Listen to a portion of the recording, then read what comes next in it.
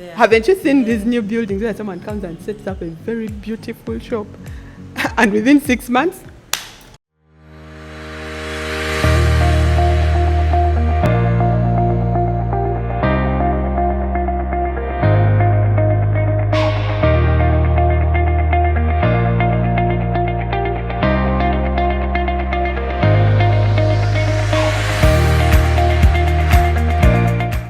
Hey, good people, hey, business people, hey, entrepreneurs. It's me again, Port Sandra, and I'm excited to have you back on my podcast, Diaries of an Entrepreneur. Thank you for subscribing. I've been seeing some of you subscribe. They're starting to come around, but I'm still going to encourage you. Don't forget to share the link. Don't forget to tell a friend to tell a friend. This is a space where us business people are going to grow. We get to share experiences. Me, I'm so excited. I believe by the end of the year, I'll be up there because that means every week I'm interacting with a different business owner. Yeah. And guess what? Today I was there meandering somewhere. And I landed on a person, a beautiful young lady who was extremely good content on TikTok. I was like, I got interested. And her page is called Level Up with Leah. So I was like, I want to have a conversation with this person. My people would love this person. And today in studio with us, we have the one and only Apo, you say it? Apo Leah? Apo Leah Grace. Apo Leah Grace. We have Apo Leah Grace. And she's going to be telling us, taking us through her business journey, how it's been. And then now the gospel that she has embarked on, the mission to make sure that as business people, we get to learn how to communicate, write strategies, being disciplined and consistent. What informed that decision? What made her excited to come and start changing the entrepreneurship journey with that amazing content that she's doing? You are welcome to the podcast Diaries of an Entrepreneur. Happy to have you. Thank you so much, Sandra. It's so nice to be here. I'm glad that you honored your values. I'm grateful too. Thanks for considering me. So, for someone who is watching you the first time, they don't know who you are. Can you tell us who is Leah? Well, I'm Leah, like she said, Leah Grace Apo. I'm a Ugandan, I'm a mother, I'm married, but yeah, most importantly for today, I'm an entrepreneur. I deal in ready-to-wear African wear. Yeah, and I'm grateful for this journey. Really, the small backup story is, while growing this journey, people would come to my DMs and keep asking me, how do you do this? Where do you get the boldness? And it shocked me because I'm not even yet halfway as good as I want to be. So I thought, why not do this openly with everybody and start walking this journey with my generation and let's grow together. So you wanted us, your audience, to be your accountability partner. Oh yes. I can confirm you're doing an amazing job. I just love your content. Thank you so much. So tell us, how does your journey as an entrepreneur begin? Where does your story start? Had you always wanted to be an entrepreneur? Are you just a first entrepreneur? How does your entrepreneurship journey begin? I was brought up by a banker. My dad was a banker. My mom is an entrepreneur.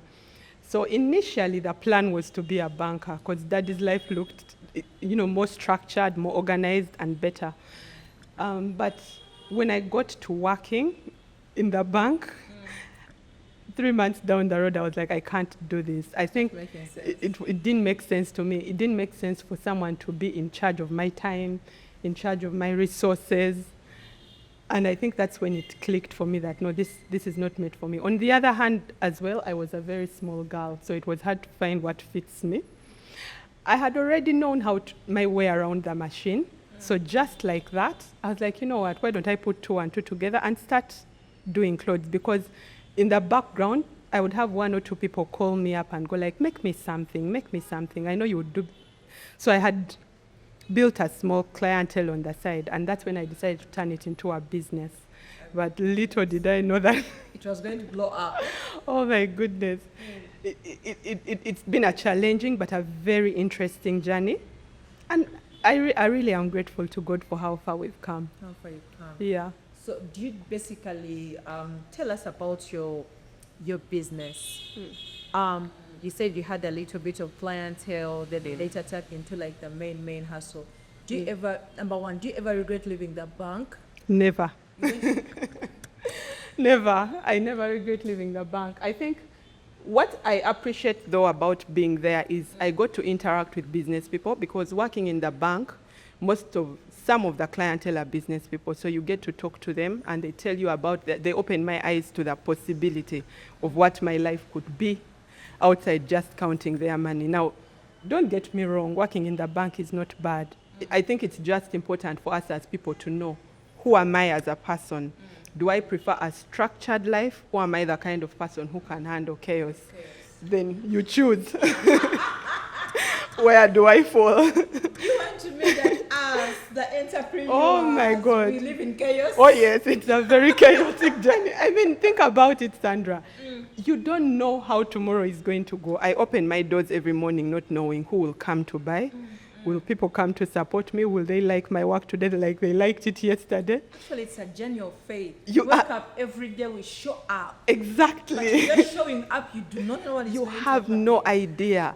And sometimes the day is too blessed. You don't know what to do with the blessings. You probably don't have the capacity. And then sometimes you're ready and the blessings don't flow in that much. So I just feel like definitely it's a journey of it's really not one for everybody. So we are safe to say that with entrepreneurship, there is so much uncertainty. So much. All we know that at the end of the day, the goal is we are going to make it. Exactly. How we are going to make it, we are just on a journey, like as if you're being blindfolded and you're like, Exactly. one step At a time. Exactly. Isn't that a risky way of living? Very risky. But you see, that's the thing about life. Jim Rohn used to say that if you want to make it, to be happy, to get rich, then you choose employment, you choose career and stuff like that. But if you want to be wealthy, then you're going to choose to risk. You get? And you know what risk means? You'll either get it or you won't. But you have to be willing to take that step. Willing to take that step. Yes. Wow. Thank you so much for that. So tell us, how is it going with the business? How long have you been doing the business? How is it going? When you got into the business world, how was it? How is it going? That's interesting. I'm glad. I'm happy with the journey. I will say though, it's challenging. One, because of the economy within which we are operating, the policies around it, the mindset of the people that we are serving. So it's been quite challenging. But I also knew coming into this journey that I'm not going to just find a bed of roses. Yeah? So coming into this journey, I thought it would just be, I wake up, I make the clothes, I'm paid. Thank God I had a business background. I'm an economist by profession. That's what I did in university. So I had a background where I was able to know that how do I apply business theory to what I'm actually doing right now. Now marrying the two is where the challenge was, because sometimes, knowing accounting, knowing how to put strategies in place, knowing how to advertise, knowing how to structure a business, knowing how to employ, knowing how to manage people. Now when it becomes real and you have to now set all these structures in place as one person, that's when the drama begins. And I think that's where most businesses lose it. So I've been doing this for 7 years. It's quite a long time. Of course, I've moved from one place to the other. I started at I started in town. I've been to Mbarara, I've been to Kampala, I'm telling you, I've carried this business on my head. I have, Why do you keep moving? What's the story behind? Why do you keep moving? I'm very adventurous. I'm looking for opportunities. I wanted to know what will set me apart in the market. Who is my customer? I wanted to answer that question very specifically in order to be able to serve or cut out my slice in the market. So that's why I kept moving. I wanted to know, what do people like when they look into Ankara? How do I do it differently from how every other person is doing it on the market? So I have moved. But I've settled in Tinder for 4 years now. How do you leave Kampala, from the east to Kampala to, why didn't you opt, because you said you come from the east? Yes, I come from the east. Why did you think of, let me go back to the east where maybe I have my people, the language, and just drift away like miles? I'm a strong believer in leaving your homeland. I'm a strong Bible reader. I feel like God told Abraham, leave for a reason. There's something about staying home. or staying in your comfort zone that will never allow you to grow. Yeah? So being in Kampala and getting so many orders from the West, from Bara, I thought, why not take services closer to the people? And honestly, it was such an interesting journey. It was lovely being there. It's just that, of course, when I decided to settle down and have a family, I couldn't do the journeys anymore. That's what actually stopped me from, So if you didn't get a family, you'd still be moving around. Oh, yes. It seems so adventurous. So how was it in Ibarra? It was How long were you lovely. there? I was there for about 2 years.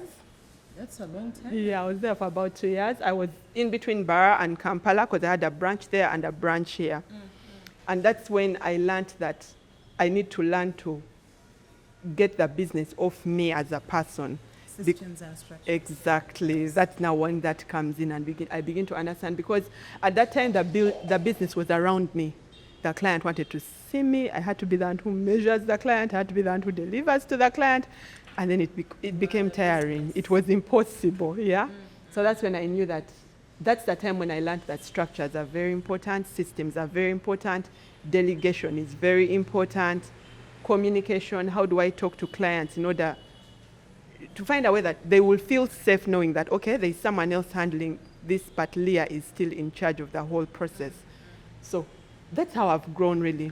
But it was really interesting. Those people are very nice. They are very when they love you. When they love you, I love them. They were such amazing people, and they were very open-minded. They didn't mind that I didn't know the language.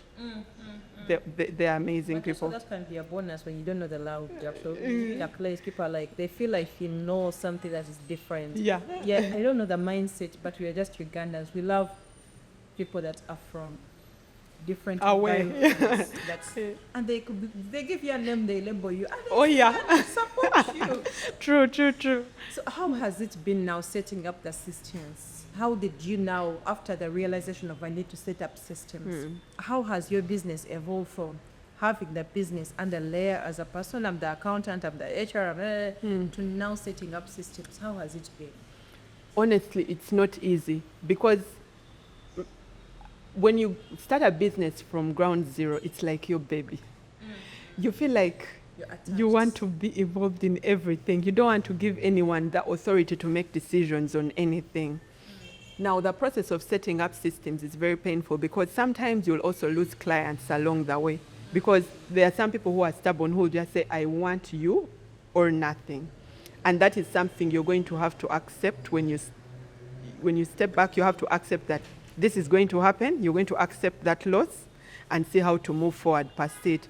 But I should say it's one of the best things that has happened to me, because it has given me a little more free space to be able to raise my kids. It has given me some time to also mind my life a little, to read more, to also grow and see how to take this business beyond just Kampala, just Uganda, and also grow as a person outside the business. It has given me an opportunity to bless other people who have been able to also grow through my hands.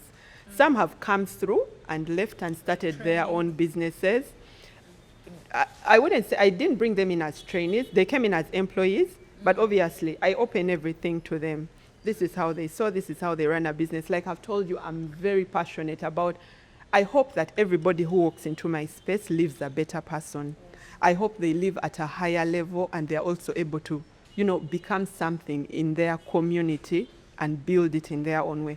So I'm glad that some of the ladies who have come through have been able to also go and open their own shops and apply these very systems to expand. And for me, that means a lot to me. That's it. Yeah. I think I was telling someone the other day, I'm like, it should be impact over money. Oh, yes. We are so money-minded that everything now, money. I'm fully but we forget the impact. And the impact is always, you teach someone, you change a lady's life, she goes out there, changes a lady's life, goes out, and at the end of the day, just that one small act you did, you find that you have like 10 lives that you've changed under you. But I don't know if you're Ugandan, Africans, we are just selfish. We are not yet educated on money-minded, that it's more of business over impact. Which is wrong, because one of the things we must know is the more you impact people, the more you grow, you're building a legacy which will actually eventually pay you more than just one small business will ever pay you. So for me, I find that it's very important, especially now more than ever, to make sure that we watch out for our sisters, our generation, to pull as many people up as we can. Lately, I saw the government the other day. In their intention, their intention is, of course, to make Kampala a better city. So many people have been displaced. But when I look at the times we are living in, there are even better opportunities out there. But it's because people don't know. And probably those who know these opportunities are probably gatekeeping them, or they don't have the opportunity to. Yeah, but there is space out here for everybody to make it. So I really, for me, I'm so into that gospel of pay it forward as much as you can. In this journey of paying it forward, where you're constantly helping people, being nice and all these things. Now, have you been let down? Have you been betrayed? Like, oh, yes. Something for someone and you're like, you in all people, you're doing this in the business journey, your business, the people that you've trained and helped that have gone through under your arms, have you got people that have let you down? Yes, definitely. That comes with the journey. There's always pros and cons to everything. I've had, a few young ladies who will walk away probably and try to take some of the clientele with them, or who will try to get deals under the table. Those things happen. But for me, some of these things will not faze me much because, first of all, initially, when I look at a client who has come to Kwanze, your style spot, to buy something, I've tried to make it very clear who we are and what we stand for on our page.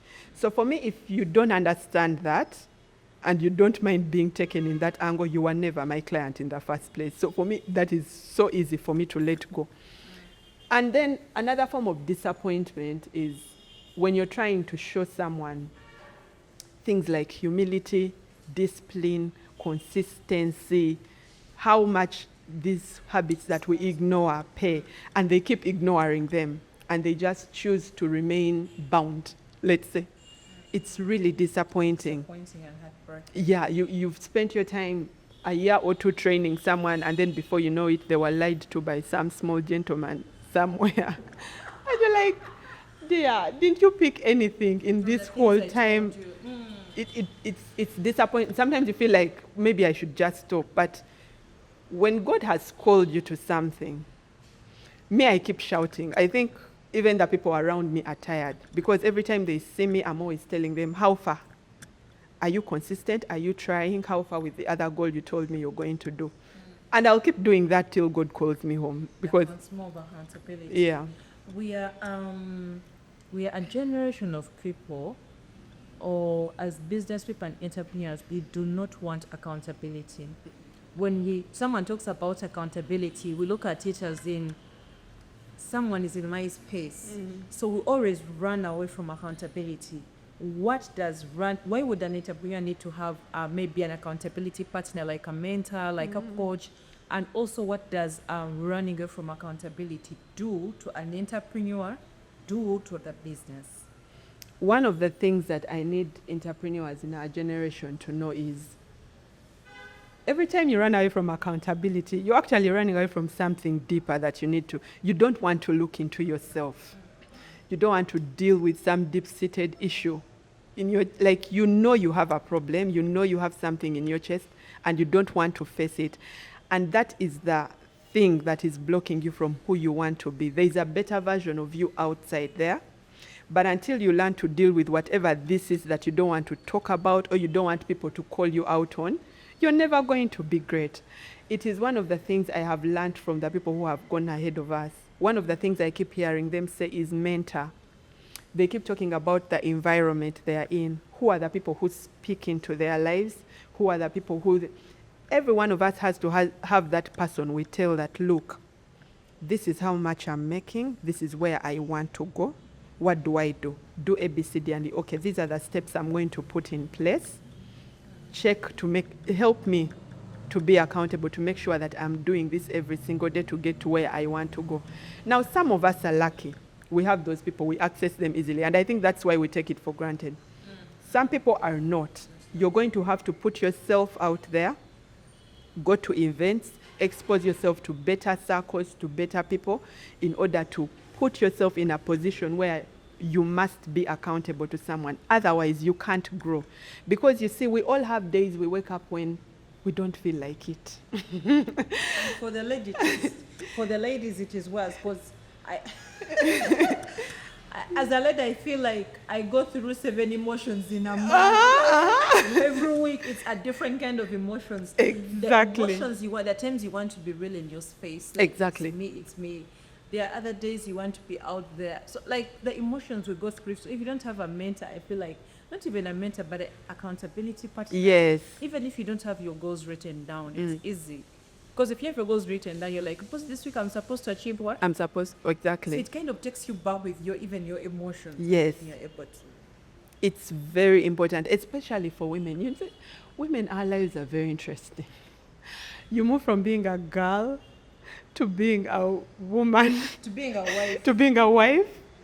To being a woman. You know, one day, if your business is growing, then your husband is complaining. And you know, I keep telling people, let me tell you the truth, you cannot do it all. You will not be 100% at everything.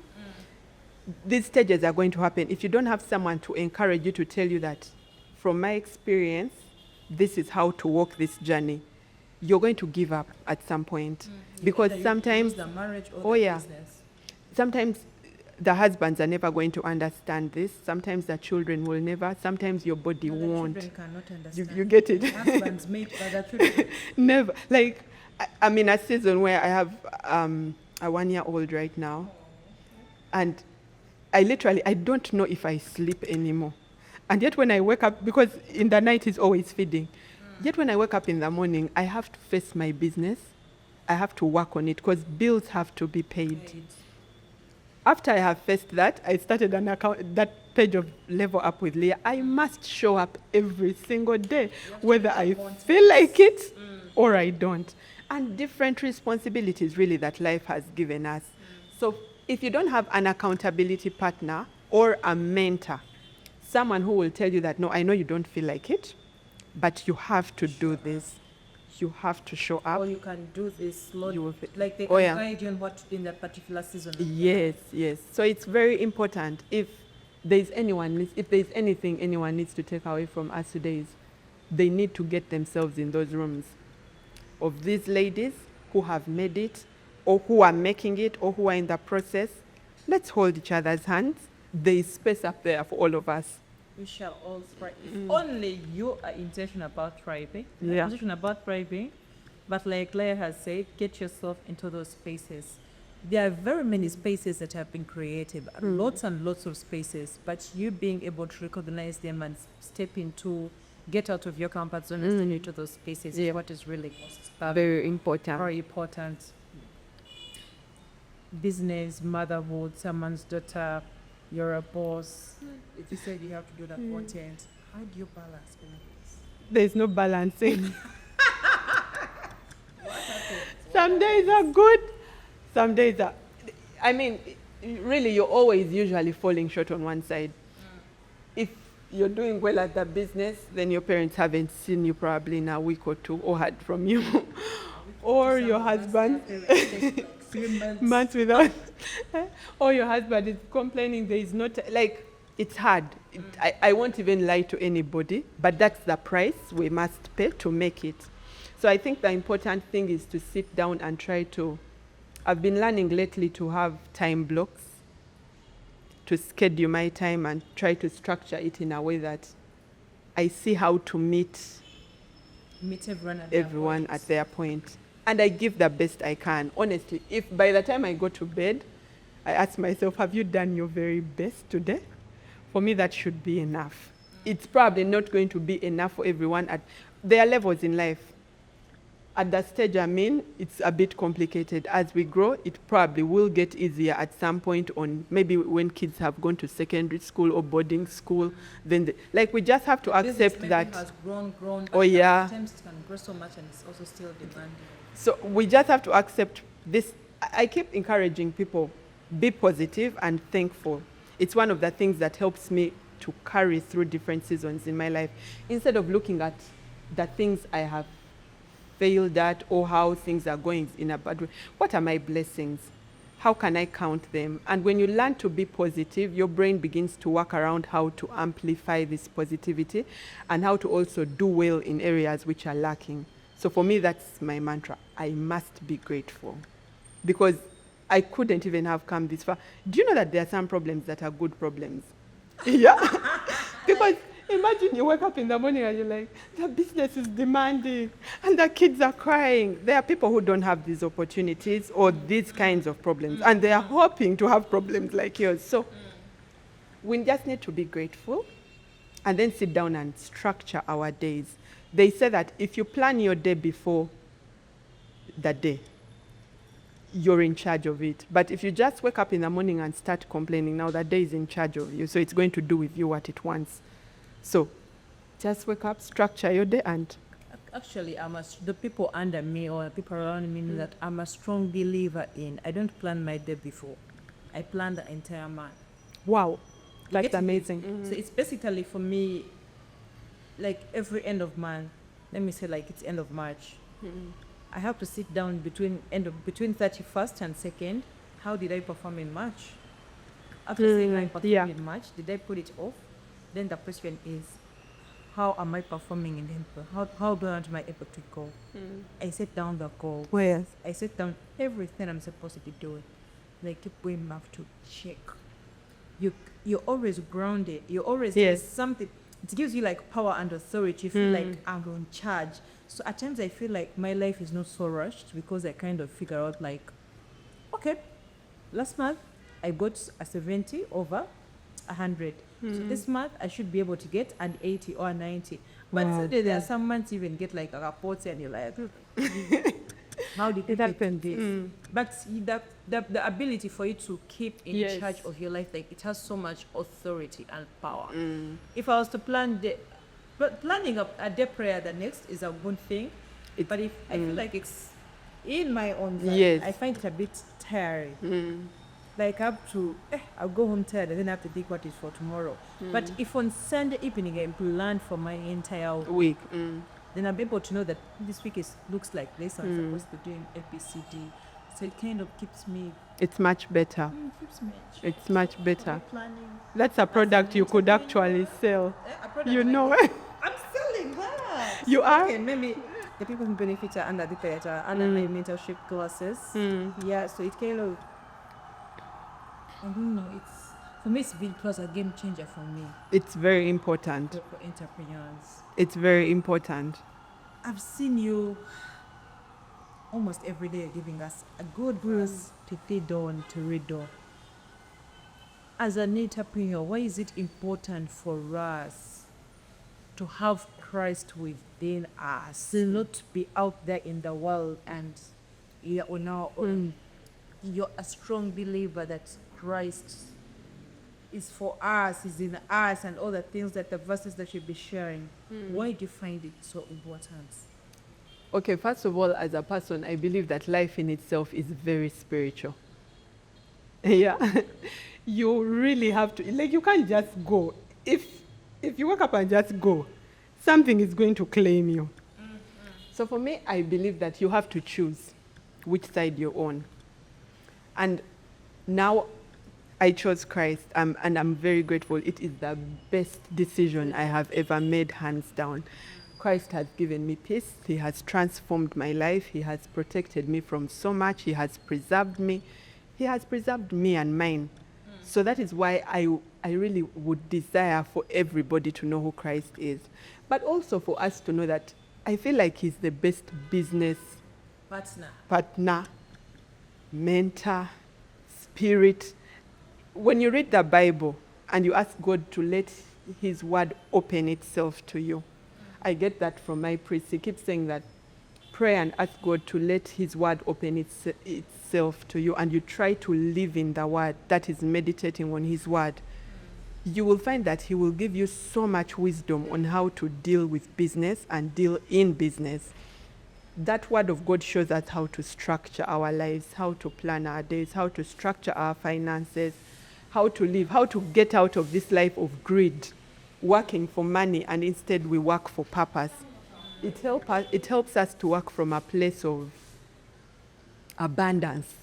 instead of from a place of lack seeking.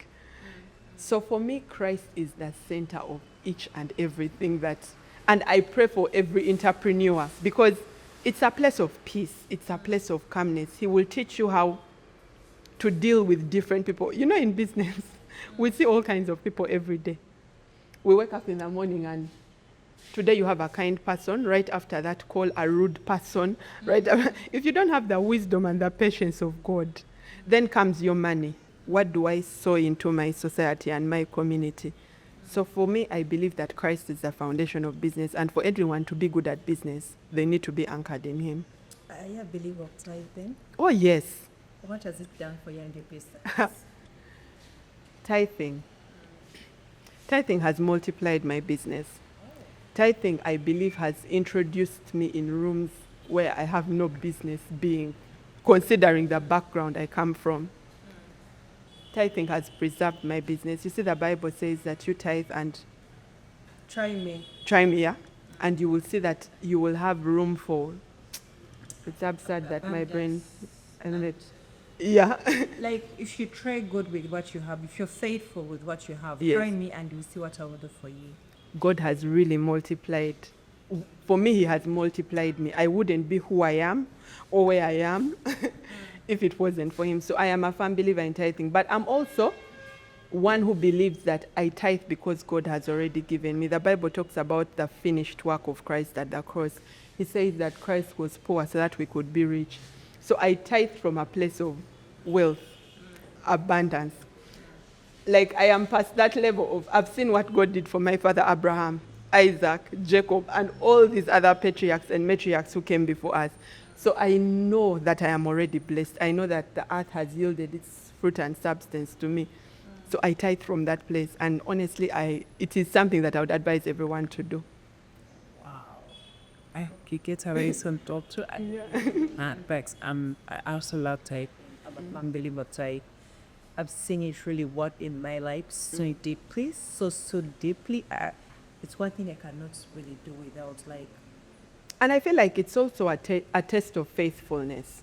You see, when the Bible says that when you're faithful with something small, then I'll give you something big. If you can't let go of 10%, because you see, we are children in God's house. It's like when you're a child in your father's house. As you grow, there are some responsibilities you have. You will say that, okay, cleaning the house is for this person, things like that. If it's your duty in God's house as a child, if you're not faithful with that small thing, why would you expect God to give you much more? Yeah. So in your business journey, there are moments you felt like, oh my goodness, I need to give up. Let me just leave out. This tired, it's this bad. There've been moments. Actually, there's a time I closed shop. I think when I had my first baby, I couldn't do it anymore. Why? I What happened? I hate disappointing people. When I give someone my word, I want to, Deliver. yes. And I reached a point where I felt like I failed to juggle these things. And but I wasn't really giving up. I closed and I said, let me first go back to that drawing board because I can't fail. You see, your word means everything. The Bible says a good name is better than great riches. And for me, I've taken that to heart. So when I realized I can't deliver, I drew back and I said, okay, how do I structure my business in such a way that I don't fail people? Because it was overwhelming. It was too much. I was late on deliveries. I was not keeping my promises to my clients. And for me, that I couldn't spoil the name I had built for all these years. So yes, those days are there. The days you wake up and you feel, all the days you deliver something. I deal in clothing business. Ladies don't want to accept their size. Someone calls you and tells you, I'm a size 16 or I'm a size 14, and then they're size 22, 20. And then they call you and insult you, and you feel like, oh my God, all the work I have put into this. And sometimes they want to insult you online to spoil your business. Oh, Yeah, people have issues. Exactly. Those days make you feel like giving up. But that's why it's very important for everyone to have an anchor. And for me, my anchor is Christ. That's when I go back to God and I say, Lord, I did my best. Like a super rude client, and how did you handle? Like an extremely very rude client, and how did you handle? I cut my losses and moved on. Someone ordered. I get this a lot because we work in an environment of rude people. It's not about other people really. It's the way in which we structure business is you, how are you to them? Because we face them every single day. I had someone who ordered for things, and of course her size, I sell ready to wear. So when I get custom orders, they're made to fit. And deliveries have reached someone's home. They have a dog, they chase the delivery person and they tell you what they've sent is that's it. Me, I'm not going to pay up the rest of the bill. And you're like, what am I supposed to do with this? Why? You get, and these are people who have money. These are people who have power. So these things do happen. Money and power does not mean that you disrespect someone's business. Well, you know that some people don't. So we face these kind of discouraging things. Like Sometimes every day. Like, wait a moment. Like, I order something, you work on it. Yes. I pay like maybe 50%. Yes. And then I refuse to pay the 50%. Yeah. What reason am I doing? That is the one I want to know, because sometimes you also call the person and they refuse to pick. Why are you so bad? So you see that's what they call risk in entrepreneurship. Because initially we used to say no delivery before payment. But sometimes you also have to pity some clients because they've paid people before and not received their products. So branching into that thing of delivery, payment after delivery also has that kind of risk. So yes, it happens. We face rude people, but we keep moving. My heart is breaking.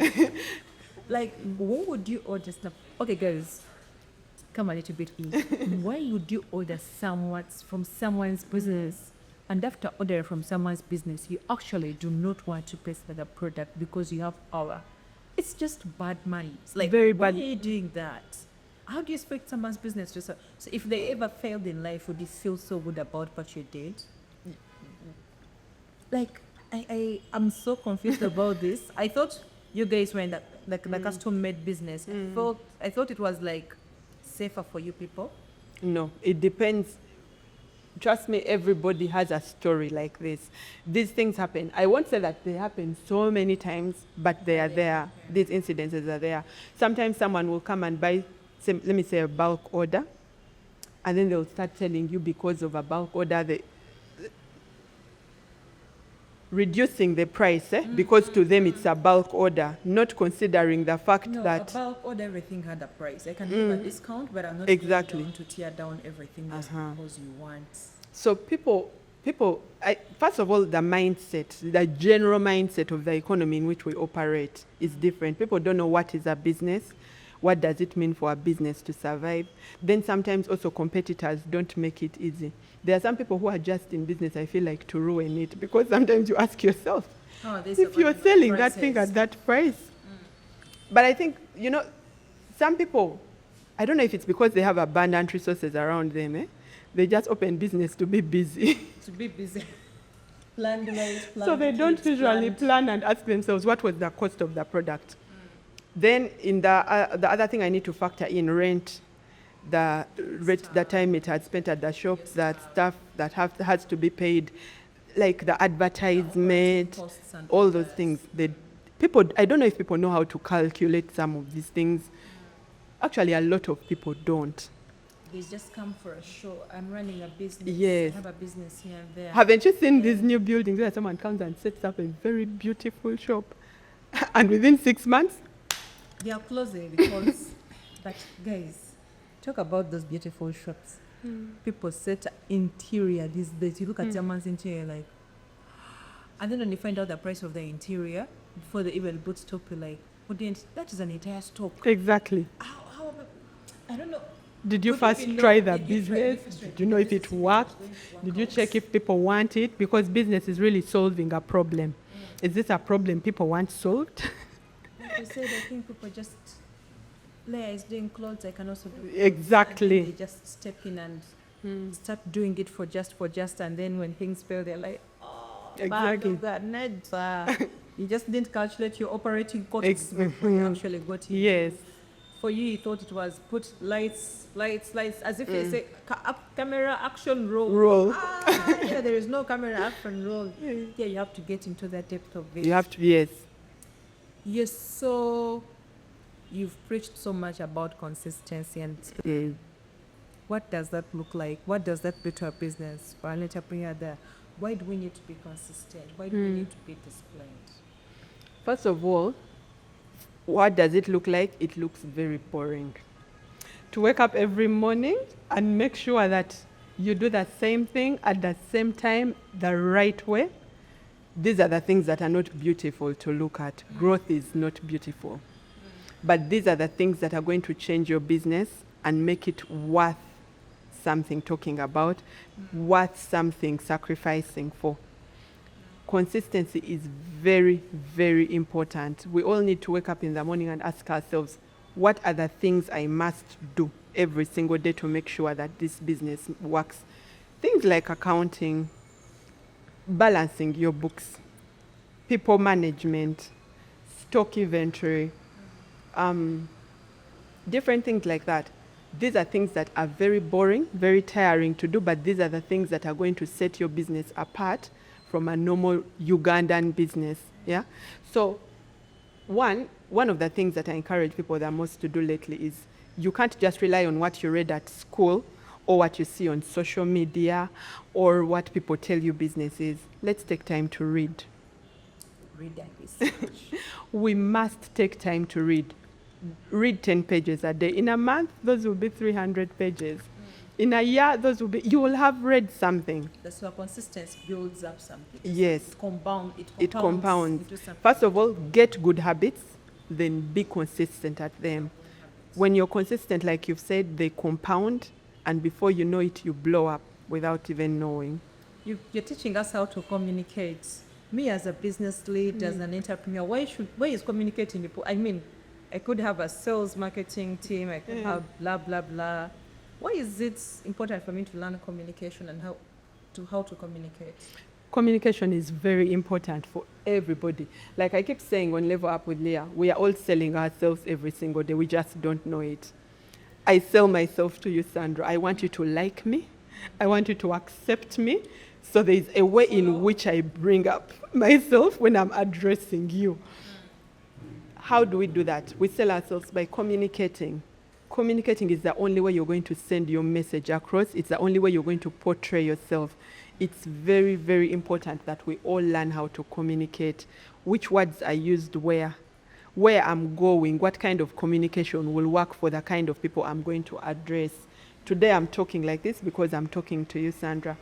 When I go down to the border stage, I'm not going to talk like this. I have to learn how to communicate with them because they are also very important people in our ecosystem of business.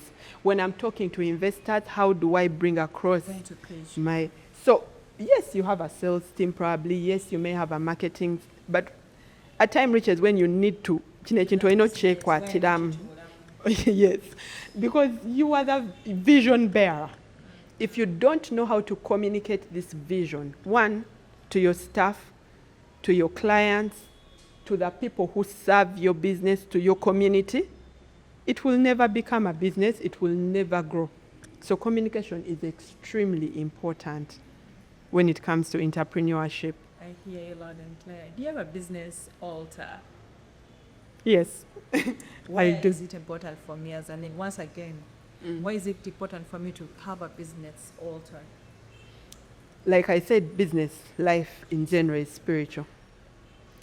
So the way you must care for your books, where is your money going? How am I? It's very important to have that place where you sit down with your spiritual authority. I advise that authority be Christ and talk to him. That authority commune. Christ, not your man of God. Oh yeah. Not your Christ. Your authority should be Christ. The Bible says that when he died, the curtain was torn. So we all have access to the Father. Sit down with God and he will talk to you, sometimes through his word, sometimes through that still small voice, sometimes through visions, through dreams. He will tell you what to do and where to do it.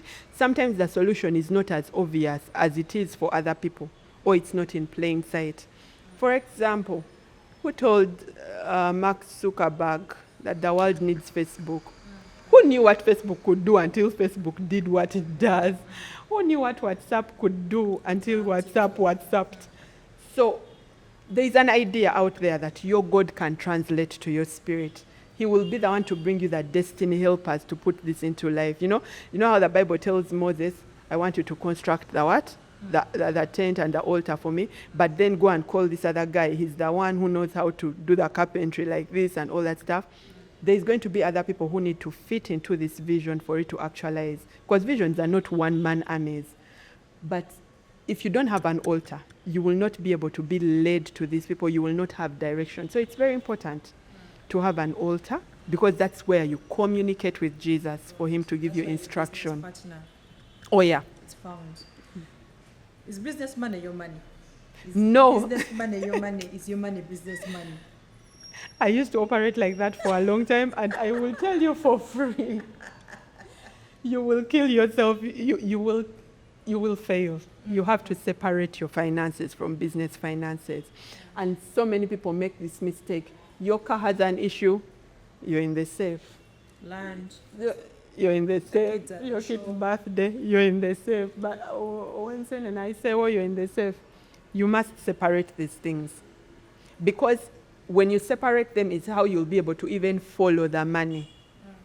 You'll be able to know that, okay, where am I losing it? Where are we losing money? Is it in advertising? Is it in sales? Are we losing money in converting? Because sometimes you're calling customers, they are coming, but you're not converting them into paying customers.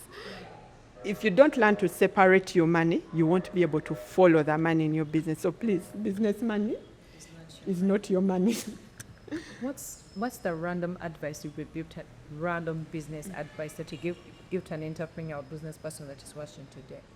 First of all, have you accepted Jesus Christ as your personal Lord and Savior? Because for me, that has been the best decision I've made, and it's the decision that has led me to every other good decision that I have made in this life.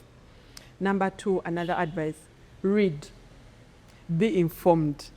It's very important to just not know about your small business, because then you won't know about opportunities. Have you heard of this lady, Alakija, the richest woman in Africa? She started as a secretary, then she went into fashion, and before you know it, she bought an oil well. And now she's a very wealthy lady. Why?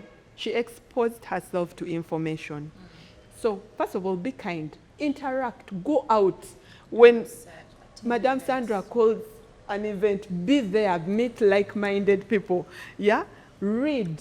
Grow your mindset as a person. Change your mindset. Everything begins up here. Even the Bible tells us, guard your mind. The devil is playing with your mind. Everything starts. So, be very aware of what's going on around you. Read. Yeah, and things will get better. Oh my goodness. I hope you guys have learned a thing or two. Thank you, Leah, for allowing us to post it today. I always give a chance to the people that I interview to also ask me just one random question. What inspired you to do this? I'm really inspired by what you do. What inspired me to do this is that I would want to see us, the business people, the entrepreneurs, get better and better at what we do by the day. At times you can be there and you think it's only you who is going through something, but you don't. Once we hear many more entrepreneurs speak to us, Yes. then you get to understand I'm not alone. Yes. Get. So today you share your experience, someone else will share their experience, the other person will get. So the more we watch and interact together as a community, the more we get to know that I'm not alone. The person went through that and they overcame. How are they supposed to know that we went there to let people order for clothes and then what you pay the balance? Like, wow. I was just there's a tailor who is going to see this and is like, okay, goodness, it's not really me going through this. Yes. You get to get someone who's going to be there, like, if she talked about tie, that means tie doesn't got her. Yes. There is someone who's going to be that a business, actually life is spiritual, but they're going to know because you talked about it. Yeah. Maybe somebody else came and talked about it and you're like, the other person talked about this one. That means it is important. So for me, I just wanted to get a platform where as we entrepreneurs and business people, we can get key. have conversations. We encourage each other, stick light into that because that's our washing. And you see how now we do like It's so beautiful. evangelism. This is all being a Mali It is. business community because is. I believe in building spirit-led kingdom businesses. Glory to God. It's so amazing. I pray that God will bless this and expand it beyond your imagination. Amen. Thank you Yeah. so much. So, guys, do not forget to subscribe. Do not Subscribe. forget to subscribe. Like, And comment, like, share, comment, Yeah. and I don't know. And what? Like, comment, share. Thank you so much, Leah. You're Where welcome. are you located? How can someone support you? Tell us your business. Tell us your business. Yeah, like I said, I sell ready-to-wear Ankara clothes. We are located along Tindachwatule Road, right after Sal's Hotel. So if you're looking for a beautiful outfit that will make you look unique, classy, expensive, just drop by. We have so many outfits in all sizes, and we also deliver. You can check our page, Kwanzi, Your Style Sport UG, on both Instagram and TikTok. We can't wait to serve you. Oh, Yeah. guys, go support. Don't go to your villages looking. It might be in office. Yeah, is our even in boss office. All right. Behind the lens is the lens doctor himself, as usual. So if you have a function and you're looking for pictures, you're looking for photography, please, do not hesitate to reach out in case you want the contact. And of course, Neta Fashions on the outfit. Until next time, see you.